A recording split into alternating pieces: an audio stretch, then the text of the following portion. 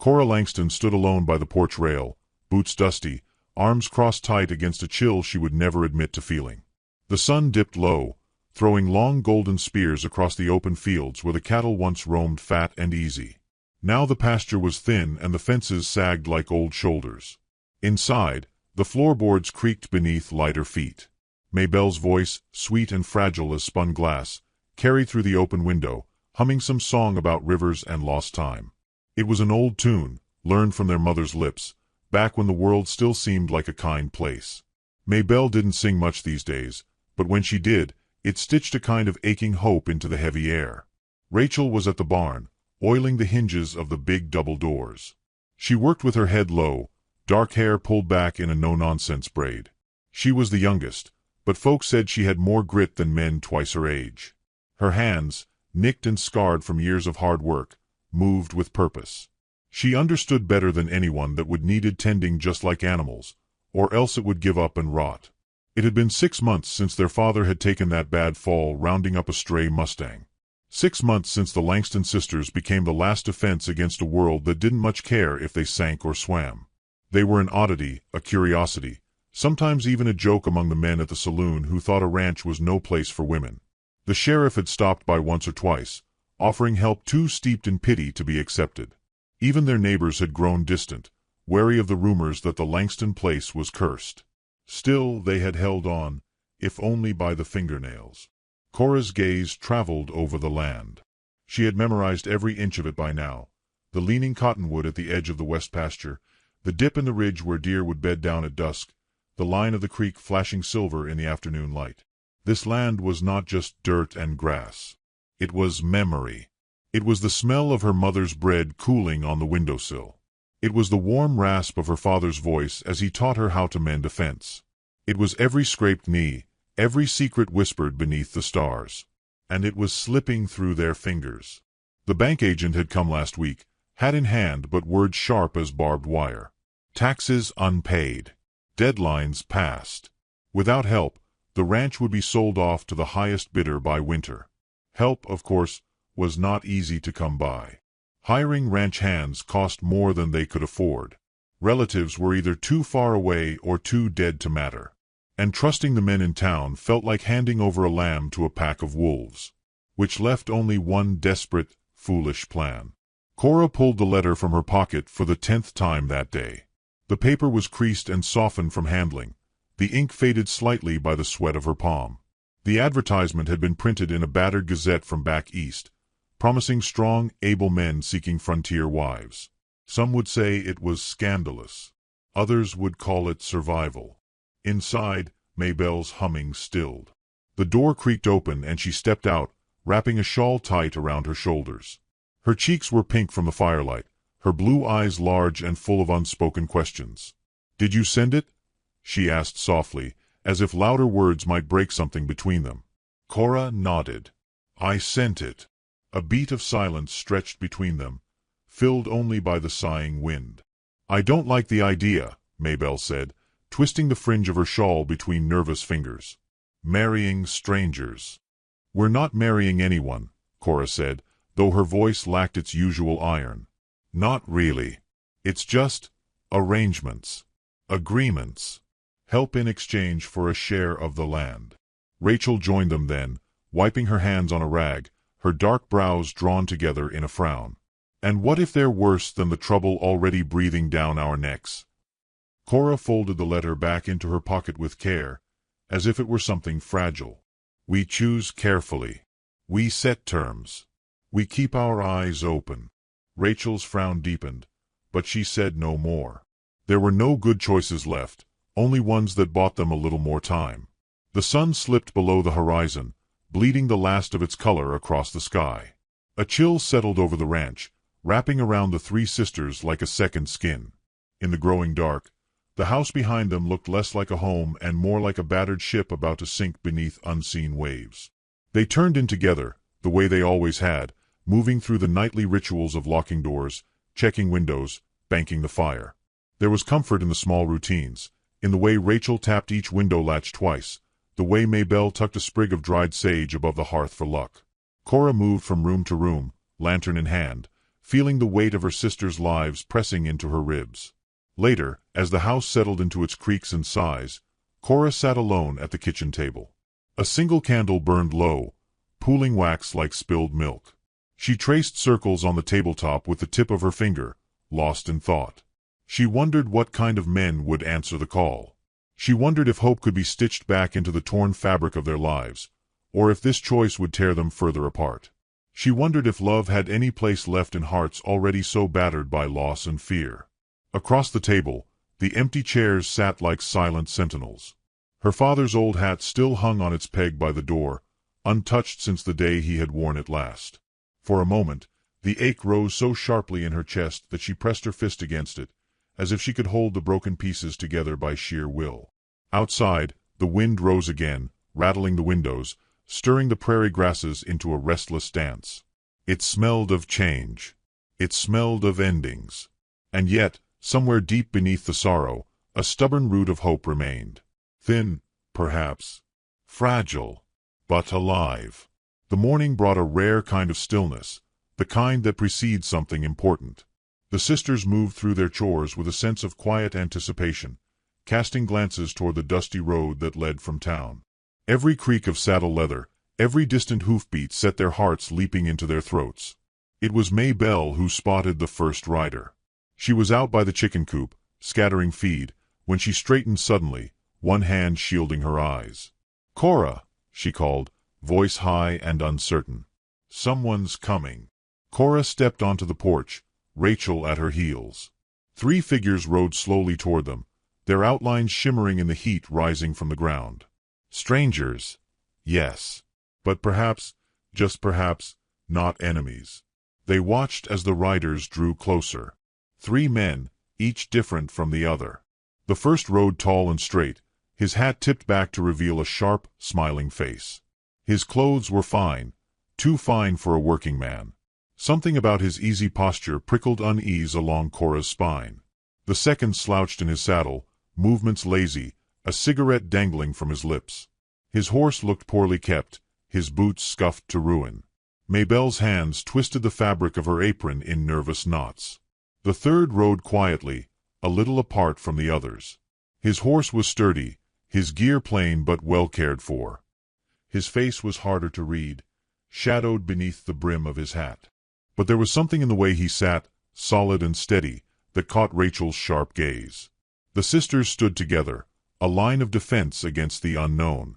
As the men swung down from their horses, dust rising around their boots, the air seemed to hold its breath. Names were exchanged, hands shaken. Boone Reddick, Clay Maddox, Joseph Cole. Cora's voice was calm, even welcoming, but her heart was a sparrow beating itself against her ribs. She could not know, not yet, that betrayal had already crossed her threshold. Nor could she know that somewhere among these strangers walked a man who would stand with her not because he was paid to, but because he chose to. The wind stirred again, lifting the hem of her skirt, brushing cool fingers against the nape of her neck. It smelled of rain. It smelled of reckoning. And the sisters, though wary, did not turn away. They had chosen hope. Now, hope would choose them back, or destroy them trying. The first night the strangers slept under the Langston roof, the house breathed differently. It seemed to exhale a deeper, slower sound, as if adjusting to the new weight of foreign footsteps crossing its worn floors. The girls moved through the narrow hallways with cautious steps, their voices dropping low without them realizing. Even the horses in the barn seemed to stamp and snort more than usual, uneasy with the scent of change. Boone Reddick took quickly to the front room, sprawling across their father's old armchair as though he had been born to it. His boots scuffed the wood, and when he laughed, it was too loud, echoing against walls that remembered softer men. His smile dazzled in the firelight, white and sharp, but his eyes were quick to narrow when no one was looking. Cora watched him from across the room, her hands folded neatly in her lap, hiding the way her fingers itched to scrub that chair clean. Clay Maddox was a quieter sort, but not in the way that brought peace. He moved with a slouching grace, a snake sliding through tall grass, and his glances toward Maybelle lingered a beat too long. He smelled of whiskey even in the early morning, and had a laugh that never reached his tired, bitter eyes. When he spoke, it was with words thick as molasses, a charm worn thin by too many promises broken too many times. Joseph Cole said little at all. He sat straight-backed at the farthest end of the kitchen table, his hat held respectfully in his lap. His boots were clean, his coat patched but cared for, and his presence was like a low, steady drumbeat that neither clashed nor harmonized with the sisters' uneasy melodies. He spoke only when spoken to, and even then, with words measured and plain. Rachel noticed the way he fixed the barn door without being asked, the way he soothed the nervous roan gelding with slow, sure hands. That first evening, supper stretched long and taut, each clang of fork against plate a small jolt against nerves already worn thin. Boone did most of the talking, spinning tales of cattle drives and bar fights, of gold strikes and gun duels, painting himself larger than life with each passing minute. Cora smiled where politeness demanded but said little, preferring to weigh the truth of a man by the quiet between his boasts. Clay asked Maybelle to sing after the dishes were cleared. His voice was sweet when he said it, sugar melting into the rough edges of his drawl. Maybelle shook her head shyly, cheeks coloring, but Clay pressed with a wink and a playful nudge that made her flinch, though she tried to hide it. The fire popped loudly in the silence that followed, and Rachel's hand found Maybelle's beneath the table, squeezing gently. Joseph did not join in the coaxing. Instead, he busied himself stacking the dishes, moving with a careful economy of motion that spoke louder than Boone's tall tales or Clay's lazy smiles. Rachel watched him, the way a hawk watches a rabbit not from hunger, but out of sharpened curiosity. When the evening wore down and the men took up places in the bunkhouse out back, the sisters gathered at the hearth, where the embers glowed like the last stubborn heartbeats of the day. They spoke little. There was too much to say, and too much fear that saying it aloud would make it real. Cora stared into the fire until her vision blurred, the muscles of her jaw tight with unspoken thoughts. Maybelle tucked her legs beneath her on the worn sofa, hands fidgeting in her lap, her usual singing voice silent. Rachel paced a slow, restless circle around the room, her boots whispering against the floorboards. "They're not what I pictured," Maybelle said finally, her voice a hush against the crackle of burning wood. "No," Cora agreed, her voice a dry scrape. "They're not. Joseph ain't like the other two," Rachel said. Her tone held no warmth, only observation. "But I still don't trust him. Trust ain't free." "No," Cora said again. Her heart weighed heavy against her ribs, but she tucked the feeling away. They had made their bed. Now they would lie in it, for better or worse. Morning came crisp and bright, the frost painting delicate white lace across the fields. Work waited for no one, least of all women trying to run a ranch on promises and prayers. The men pitched in, as agreed, though the quality of their help varied wildly. Boone rode out with Cora to mend the north fence, talking all the while about plans to expand the herd, to invest in better stock, to build a bigger barn. His words hung in the air, grand and empty, and when he slipped a hand to her waist as they climbed through a broken rail, Cora stiffened so hard her bones ached. Boone laughed it off, a tease, a joke, but Cora saw the way his mouth tightened when she pulled away. Clay stayed close to Maybelle, offering to help with the chickens, the garden, the small repairs around the house. His help came with a price. The way he stood too near, the way his hand brushed her shoulder too casually, too often. Maybelle smiled through it, polite and frightened all at once, her light dimming with every unwanted touch she dared not call out. Joseph took to the harder tasks without complaint. He repaired the western pasture gate, cleared the clogged irrigation ditch, mucked the stables. He never asked where he was needed. He simply found the work and did it. Rachel kept half an eye on him, suspicious still, but grudgingly respectful.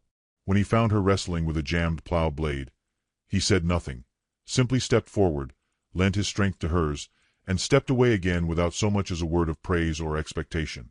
At night, the hearth was no longer their own.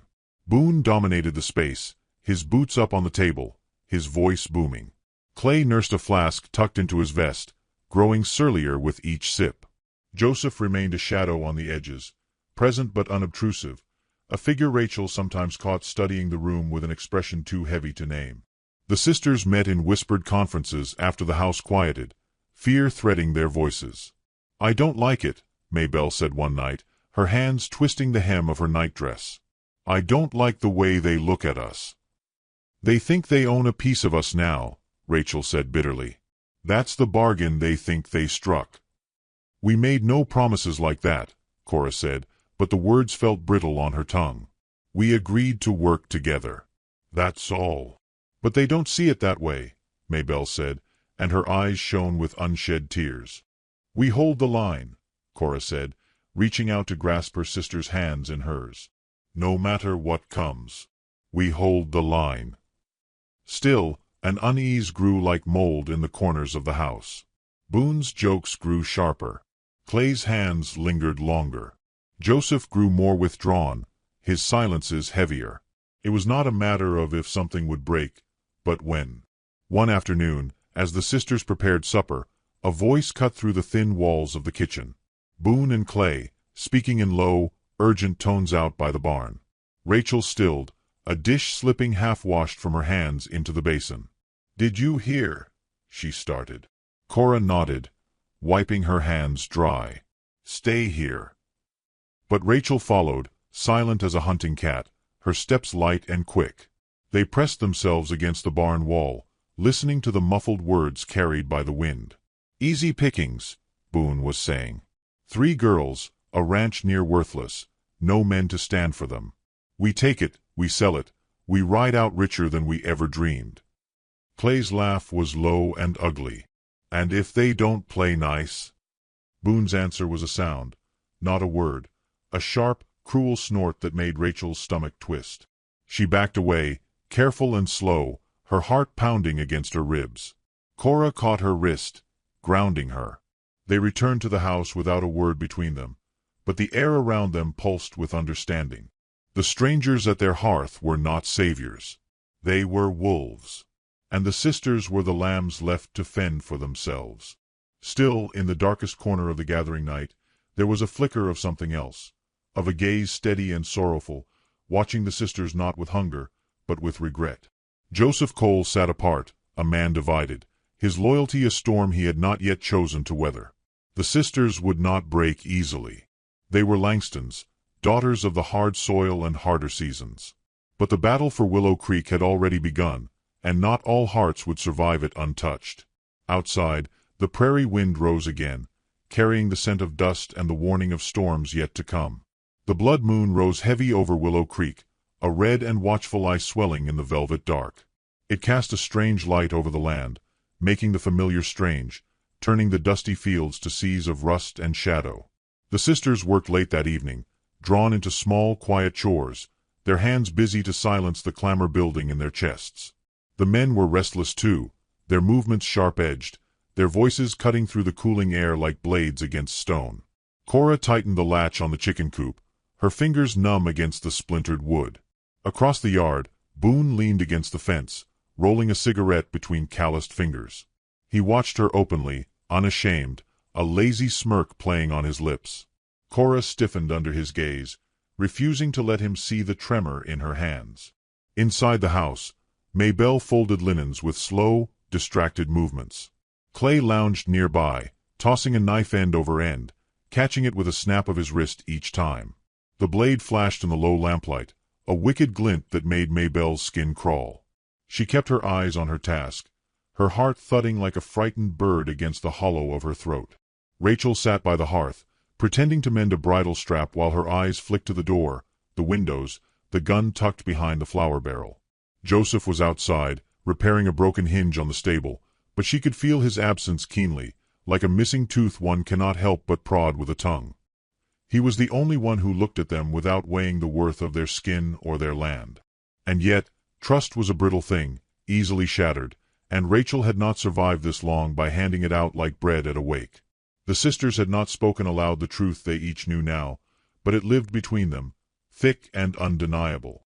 The men had not come to build a life beside them. They had come to take it. Night deepened. The moon climbed higher, bleeding its color across the wide prairie sky. A cool wind stirred the dust, lifting it into ghostly tendrils that danced and curled along the ground. Somewhere in the distance, a coyote howled, its voice thin and broken. Boone and Clay disappeared into the dark together, heads bent close, their laughter low and mean. The sound pricked Cora's spine like a thorn. She found Rachel's gaze across the yard, and a silent conversation passed between them. It was time. They gathered in the kitchen, their words quick and soft. "They're moving tonight," Rachel said, her voice grim. Cora nodded. "We have to be ready." Maybelle wrung her hands. "We can't fight them. Not just us." "We're not alone," Cora said, glancing toward the window where the stable light still flickered. "Not entirely." It was a risk, trusting Joseph. But then, so was everything else. Rachel slipped outside, her movements quiet as shadow. She found Joseph in the barn, tightening the latch on the feed door. He straightened when he saw her, his face unreadable in the dim light. "They're planning something," she said, her voice low. "Tonight." Joseph wiped his hands on a rag, staring at her for a long moment. "I know," he said finally. Rachel's breath caught, more from relief than surprise. She stepped closer, searching his face for some sign of deceit. She found none, only a tired sorrow that mirrored her own. "Will you help us?" she asked. Joseph looked past her toward the house, toward the faint glow of lamplight at the windows, the fragile promise of home trembling against the dark. He tipped his hat back slightly, exposing eyes the color of storm clouds. "Yes," he said simply. A knot loosened inside Rachel's chest. She gave a sharp nod and slipped back into the night.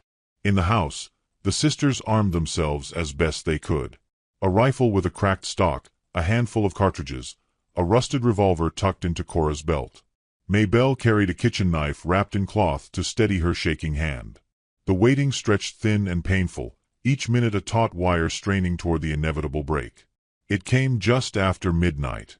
The crash of the front door splintering inward shattered the fragile peace. Boone stormed through first, wild-eyed, his face twisted into something unrecognizable. Clay followed close behind, brandishing a shotgun, his mouth curled into a snarl. Cora raised the rifle, her hands steady. Boone laughed, the sound jagged. "You ain't gonna shoot me, sweetheart," he said, stepping closer. "Ain't in your nature." Behind him, Clay edged toward Maybelle, who shrank back, the knife trembling in her grasp.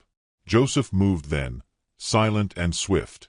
He tackled Clay, the two of them crashing to the floor in a tangle of limbs and curses. The shotgun clattered away, sliding under the table. Boone lunged at Cora, grabbing the barrel of her rifle, wrenching it aside. They struggled, boots scraping against the floor, the smell of sweat and rage thick between them. Boone was stronger, but Cora fought with the desperation of a woman with nothing left to lose. Maybelle darted forward, grabbing the shotgun and swinging it up with surprising force. The butt of the gun struck Boone's shoulder, staggering him just long enough for Cora to rip free. Joseph pinned Clay against the floor, wrenching a knife from the other man's belt and tossing it aside. His face was grim, his movements precise. He fought not like a man chasing glory, but like one defending something sacred. Rachel grabbed a length of firewood from the hearth and swung it hard, catching Boone across the back. He went down hard, cursing and spitting, clutching his side. Silence crashed down, sudden and complete. Boone groaned on the floor, glaring up at them with hate burning in his eyes. Clay lay dazed, blood trickling from his temple where Joseph's fist had found him. Cora stood over them, the rifle steady in her hands. "You'll leave this ranch," she said, her voice low and deadly calm. "You'll leave this county. And if I ever see you again, there won't be warnings." Boone's mouth twisted into a sneer, but he said nothing. Joseph hauled Clay to his feet, shoving him toward the door. Boone staggered after them, casting one last venomous look over his shoulder. They disappeared into the night, swallowed by the dark. The sisters sagged against each other, the adrenaline leaching away, leaving only exhaustion and trembling relief in its place. Joseph stood apart, his hat in his hands, his eyes lowered. "I'm sorry," he said, voice rough with shame. "I should have spoken sooner." Cora crossed the room, reaching out to touch his arm lightly. "You spoke when it mattered," she said. Outside, the blood moon began to sink, its crimson light fading into the deep blue of approaching dawn. The house bore scars now, the broken door, the scuffed floors, the bloodied handprints smearing the walls, but it still stood. And so did they. Rachel picked up the fallen shotgun, setting it carefully on the table. She looked at Joseph, studying the hard lines of his face, the quiet in his eyes. "We'll need to fix the door," she said. Joseph smiled faintly, a tired, crooked thing. "I'll see to it," he said. The sisters moved through the wreckage, righting chairs, gathering broken dishes, piecing their world back together one small act at a time. Outside, the first birds began to sing, tentative and soft. The long night was over. But the true rebuilding, the true healing, was only just beginning. And somewhere in the spaces between heartbeats, between bruises and broken things, something new stirred, a fragile, stubborn hope that would not die. The days after the blood moon passed in a blur of hard work and harder choices. The sisters patched the door with scrap wood and nailed the shutters tight against the unpredictable winds. Every creak of the floorboards, every whisper of the prairie grass outside made them straighten their backs and sharpen their ears. The ranch no longer felt like a home.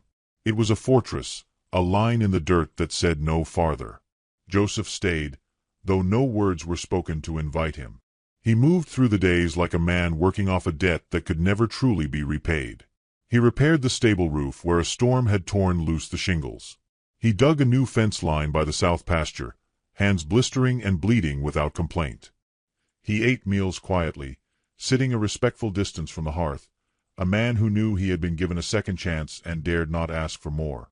Trust grew not in great leaps but in small, stubborn inches. It lived in the way Rachel left a cup of coffee on the rail where Joseph worked without speaking. It lived in the way Maybelle hummed while gathering eggs, her voice trembling back to life like a spring thaw. It lived in the way Cora stopped bracing herself every time a man's boots crossed the threshold. The land itself seemed to lean closer, watching, waiting. The sky stayed low and heavy, clouds dragging their bellies across the hills, whispering of rain that never quite came. The cattle grew restless. The horses spooked at shadows. Willow Creek held its breath. The danger had not passed with Boone and Clay's retreat. Everyone knew it. Men like them did not take humiliation kindly. Their pride would fester like a wound, and they would return, meaner and more desperate. The sisters needed allies, and they needed them fast. One evening, after supper, Cora unfolded a tattered map across the kitchen table. Her finger traced the trails that spiderwebbed from the ranch toward the town. They would need the town's help, or at least its silence. Word traveled fast in a place like this, and isolation could turn deadly if neighbors closed their doors. Rachel leaned over the map, studying it with narrowed eyes. "We'll need to ride out. Talk to the McGraws, the DeVises. Maybe even old Tanner down by the river bend." "Won't be easy," Maybelle said, voice small. "Folks don't like taking sides." "They'll have to," Cora said. "One way or another." Joseph spoke then, his voice low and certain. "I can ride to town. Talk to the blacksmith, the grocer. Men listen to me easier than they will to you." Cora's first instinct was to refuse. Pride rose hot and sharp in her throat. But she swallowed it down. This wasn't about pride. It was about survival. "All right," she said. "But you carry our name with you. You remember that." Joseph met her gaze, steady as an oak. "I will."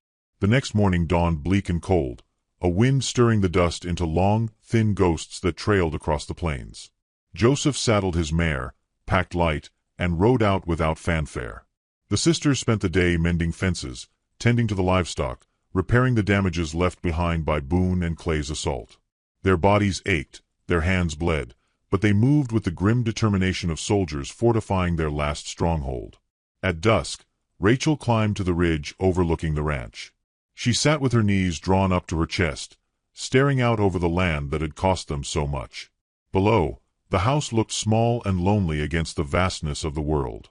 A single light burned in the kitchen window, a stubborn flame against the coming dark. She thought of her father, of his rough hands and steady voice. She thought of her mother, of songs sung by firelight, of promises that the land would provide if only they loved it enough. It was a cruel thing, how love and survival so often stood at odds.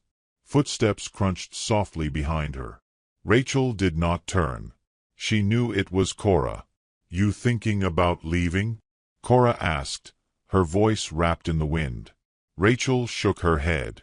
Thinking about staying. About what it's gonna cost. Cora lowered herself to the ground beside her, close but not touching. They sat in silence, watching the stars wink awake one by one. Whatever it costs, Cora said finally, it's worth it. This place, it's in our bones, Rachel. It's who we are. Rachel closed her eyes for a moment, letting the truth of it settle into her. When they returned to the house, Maybelle had set out bread and cheese on the table, her face pale but determined. They ate in silence, the only sounds the crackle of the fire and the soft clink of plates. Late into the night, the sound of hooves shattered the stillness. The sisters jumped to their feet, hearts pounding. Joseph rode into the yard, dust and sweat streaking his face. His horse blew hard, sides heaving. "They're coming," he said, swinging down from the saddle. "Boone, Clay, and a few others. Word is they're planning to burn the place down if they can't take it." Cora felt the world tilt and right itself around those words. There was no more hoping for peace, only preparing for war. Joseph dropped a worn satchel on the table. Inside were bullets, fresh powder, nails, rope. "I talked to the blacksmith," he said. "And the Devises. They'll come. Tanner too. They're tired of Boone's bullying." "How long?" Rachel asked. Joseph wiped a hand across his mouth. 2 days, maybe 3. They're gathering in town first, drinking up their courage. Maybelle hugged herself, shivering despite the warmth of the fire. "We have to be ready," Cora said. "Ready for anything." The next 2 days were a blur of preparation. They fortified the house, boarded the windows, reinforced the doors.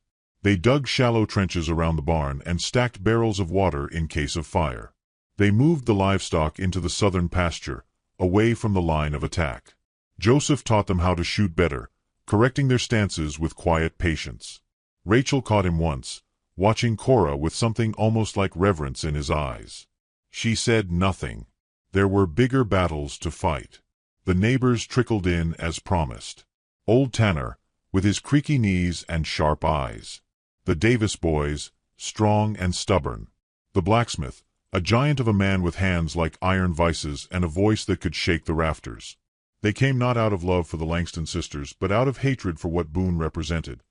Lawlessness, cruelty, the end of all they had worked to build on the unforgiving land. On the eve of the coming storm, the ranch pulsed with a strange, electric energy. Men checked rifles and sharpened knives. Horses shifted restlessly in their pens. Cora stood by the porch, watching the sunset bleed into the horizon. Joseph approached, his hat in his hands. "You should know," he said quietly, "when this is over, I ain't got nowhere else to be. Nowhere I'd rather be." Cora turned to him, the wind tugging loose strands of her hair across her face. She saw him clearly for the first time. Not just the man who stayed, but the man who chose them when no one else would. "You got a place here," she said. Joseph smiled, a small, fierce thing, and stepped back into the shadows without asking for more. Inside, Maybelle sang softly under her breath, an old lullaby their mother had loved. Her voice wavered but did not break. Rachel cleaned her rifle, each swipe of the cloth steady, sure. The Langston sisters were no longer lambs. They were wolves now, too. The night grew deep and dark around them, the stars crowding close, as if the heavens themselves bent low to bear witness to what was coming. The gathering storm was not a thing of weather. It was a thing of men, and pride, and blood. And the Langstons, battered but unbroken, stood ready to meet it head-on. The night before the reckoning, Willow Creek Ranch held its breath. The prairie was a wide, dark ocean, the land stretching outward under a sky so heavy with stars it seemed it might collapse under its own weight. The house stood at the center of it all, a battered ship lashed together by hope and iron will, its windows glowing with soft lamplight. Inside, the Langston sisters prepared not for survival, but for victory. Cora stood at the kitchen table, spreading cartridges across a faded oilcloth. Her hands moved with the calm certainty of a woman who had already counted the cost and accepted it. She wore her father's old belt slung low on her hips, a revolver snug against her thigh. Her hair was pulled back in a rough knot, strands falling loose around her face, but she left them. Tonight was not a night for vanity. Tonight was for standing her ground. Maybelle moved quietly, setting water to boil, preparing bandages, her slender hands trembling just slightly as she worked. She had braided her hair into 2 tight plaits, practical and out of the way. Her eyes, soft and wide, held no illusions. She knew what morning would bring. Still, she hummed under her breath, an old song about brave men and braver women, her voice stitching courage into the worn fabric of the house. Rachel leaned against the doorframe, polishing the barrel of her rifle until it gleamed like a shard of moonlight. She had always been the fighter, the one with fire in her blood, but tonight she was something more. Her anger had been honed into a blade, sharp and clean. She was ready. She had been ready since the first day Boone Reddick set his sights on their land like a wolf scenting blood. Joseph moved among them like a silent promise. He checked the locks on the windows, the nails hammered into the door frames, the barrels of water set out to douse any fire. He said little, but his presence filled the house with a quiet strength. He belonged here now, not as a protector, not as a hired hand, but as something more elemental, a piece of the foundation, a stone laid with care and conviction. Dawn crawled over the horizon with a sickly, pale light. Fog coiled low over the ground, thick and ghostly. The gathered men, Tanner, the Davis boys, the blacksmith and a few others, took their places with grim determination. They knew they were outnumbered, knew that Boone and Clay would not come alone. They came anyway. From the ridge, dust rose in the distance, a scar against the silvered grass. Riders. At least a dozen, maybe more. The Langston sisters stood together on the porch, rifles in hand, eyes fixed on the oncoming storm. Boone led the charge, his horse frothing at the mouth, his face twisted in a grin that held no joy. Clay rode at his side, a shotgun slung across his saddle, his eyes bloodshot and wild. Behind them, men howled and whooped, the sound carrying across the open land like the call of hungry wolves. Cora stepped forward, her boots firm on the wood. She raised her rifle and fired once into the air. The crack split the morning like a thunderclap. The riders slowed, uncertainty rippling through their ranks. "This is our land," Cora called, her voice steady and clear. "Turn back now, and you leave with your lives." Boone laughed, a sound raw and broken. "This land ain't yours, girl. It never was. You think you can hold it with a handful of dirt farmers and a pretty smile." Behind her, Maybelle and Rachel shifted their stances, rifles ready, faces hard. Joseph stood at the foot of the steps, a silent sentinel. Boone spurred his horse forward, shouting for the others to follow. The first shots rang out, ripping through the fragile stillness. Bullets whined past like angry bees, splintering wood, kicking up dust. The defenders returned fire, methodical and unyielding. Men screamed and horses shrieked, the air filling with the sharp tang of gunpowder and blood. Tanner took a bullet to the shoulder but stayed upright, his rifle barking like a war drum. The Davis boys moved together, a wall of stubborn defiance. The blacksmith wielded a shotgun with terrifying precision, dropping 2 men before they even reached the fence line. Cora fought with the ruthless clarity of someone who had nothing left to lose. She picked her shots carefully, dropping Boone's lead man with a single round through the chest. She saw Boone's grin falter, saw doubt flicker in his eyes. Maybelle stayed near the house, her aim shaky but improving with every shot. She wasn't built for violence, but she fought anyway, for the horses she had sung to, for the field she had tended, for the family that had already lost too much. Rachel moved like a force of nature, her rifle slung over her back when the fight grew too close, a pistol in each hand. She fought not with rage but with purpose, her movements efficient, her face set like stone. Joseph fought at her side, back to back, a dance of survival choreographed by instinct and trust. He moved to shield her when a shot went wide, and she covered him when he stumbled, their bond solidifying in the crucible of battle. The tide turned slowly, painfully. Boone's men faltered as one after another fell. Fear crept into their ranks, a cold poison. Boone roared at them to stand, to fight, but even he could see it slipping away. Clay made a desperate push toward the house, shotgun raised. Maybelle froze, her rifle empty, her hands fumbling for more ammunition. Joseph saw it first. He sprinted toward her, tackling her to the ground just as the shotgun roared. The blast ripped through the doorframe, sending splinters flying. Rachel whirled and fired, hitting Clay in the leg. He went down hard, cursing and crawling through the dirt. Boone shouted something incoherent and charged, his horse foaming at the mouth. Cora stood firm. She raised her rifle, aimed for Boone's chest, and fired. The shot hit true. Boone slid from the saddle, crumpling to the ground in a cloud of dust. His horse reared and bolted, the others scattering. Silence fell, broken only by the ragged breathing of the wounded and the low moans of the dying. Cora lowered her rifle slowly, her hands trembling now that it was over. She looked around the battlefield that had once been her front yard and felt an ache deeper than any wound. The surviving attackers fled, riding hard for the hills, leaving their dead and wounded behind.